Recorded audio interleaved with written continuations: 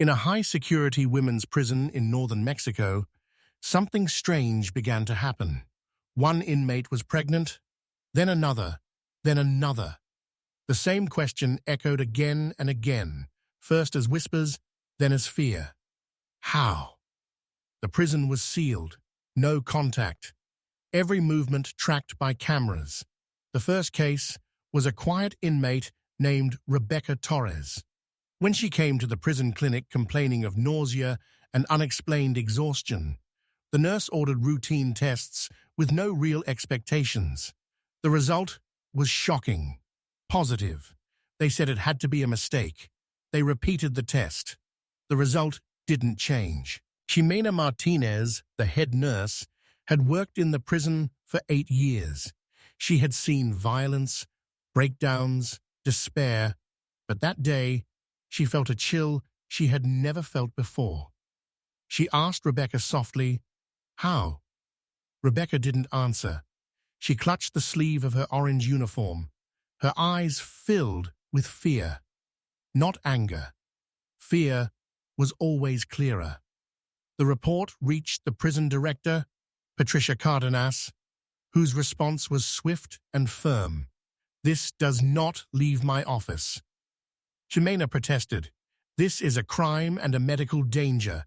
There must be an investigation." Patricia cut her off coldly. "A scandal would destroy this prison, and the government always finds someone to blame, even if they're innocent." 2 weeks later came the second warning. Mariana Salgado arrived at the clinic pale, trembling.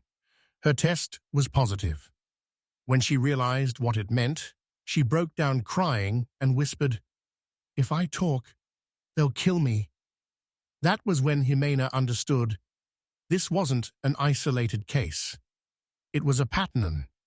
Then came the third case, then the fourth. 4 pregnancies in 6 weeks. The consulting doctor said a sentence no one forgot. The pregnancies are real, but these women are not in relationships. They are survivors of trauma.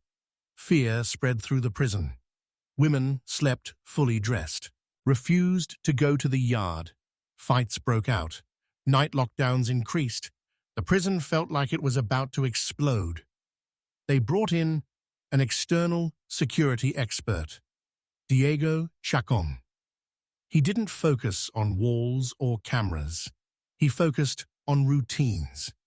He reviewed the movements of the 4 inmates, places, times, daily tasks. After days of silence, he said, "They all work in the laundry right?" The laundry was in the basement. Full surveillance, heavy guard presence, a place where nothing was supposed to happen. But Chacon wasn't convinced.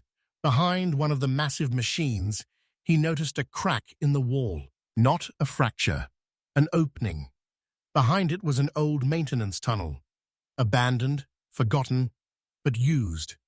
Fresh footprints, wires, a flashlight taped to the wall. The tunnel connected to the men's prison, underground, in complete silence. That night, they installed hidden cameras. At 2:18 a.m., movement appeared, a shadow crawling out. Then another. Men with covered faces. One of them removed his mask for a second. He was recognizable. Esteban Luna, a long-time laundry employee, trusted, invisible. At 2:19, the silent alarm triggered. All exits sealed. One man tried to retreat into the tunnel. Another ran for an emergency door. Within 90 seconds, 3 were arrested. 1 was injured. The prison went silent. Terrified silence. Confronted with the evidence, Esteban broke. He admitted the tunnel had been officially closed years ago, but never filled in. He spoke of men from the male prison, money, silence. Then he said something that froze the room. "The director knew the tunnel existed. She just didn't know we were using it." Patricia Cardenas was arrested at dawn for covering it up. The investigation revealed ignored maintenance reports and written warnings. Her attempt to silence Ximena had been recorded. The 4 pregnant inmates were transferred to a public hospital under protection and psychological care. There, Rebecca said quietly, "We weren't afraid of the prison. We were afraid no one would believe us." The case exploded. The prison was temporarily shut down. Employees were fired, some were tried. But the story didn't end there. It deepened. Within days, Ximena was removed from duty. Her badge no longer opened doors. Temporary measure. Diego disappeared for 2 days, then returned, changed. He said the investigation had been divided into smaller files, each sent to a different authority, so no one could see the whole picture. At the hospital, the women were separated. Rebecca asked about Mariana. They said she'd been transferred. The next day, they said she hadn't. That night, an envelope appeared under Rebecca's pillow. "There are more than 4 of us. Don't believe you're alone." Ximena opened Patricia's final email. Inside was an old prison map, marked with red symbols. Not 1 tunnel, 3. Diego stared at it and said softly, "This isn't a prison design. It's a network." A foreign journalist arrived. The government denied everything. Then an audio recording leaked. A woman crying, "They told me if I opened my mouth, my daughter would never see me again."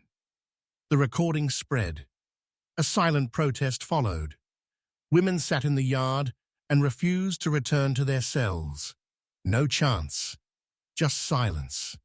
The guards didn't know how to respond. In the capital, a lawmaker called for a formal inquiry. Hours later, the request was withdrawn. The timing isn't right. Ximena resigned and released everything she had. Reports, dates, medical notes, no names. She connected the dots and let the world judge. Diego sent one final message. "I chose to see the full picture, and this is the price." Months later, the prison reopened under a new name. Fresh paint, new administration. On paper, everything was clean. But one night, a new inmate entered the laundry room. She stopped, felt a cold draft rising from the wall. She placed her hand on it, then pulled it back quickly, not because she saw something, but because she understood that some places, no matter how tightly they're sealed, never forget what happened inside them.